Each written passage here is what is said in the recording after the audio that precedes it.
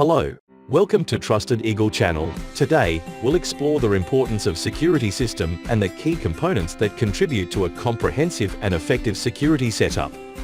A home security system is a network of electronic devices and components designed to safeguard a home from unauthorized access, burglary, and other security threats.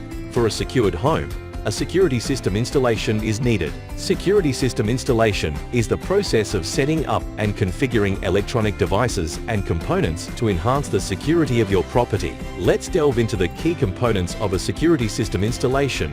1. Surveillance cameras. Indoor and outdoor high-resolution cameras strategically placed for monitoring entry points, common areas, and vulnerable spots. 2. Intrusion Detection Systems. Door and window sensors to detect unauthorized entry. Motion detectors identifying movement within designated areas. 3. Access control systems. Electronic locks or keyless entry systems. Biometric systems. Key card or proximity card readers for controlled entry. 4. Alarm systems. Audible alarms and sirens to deter intruders.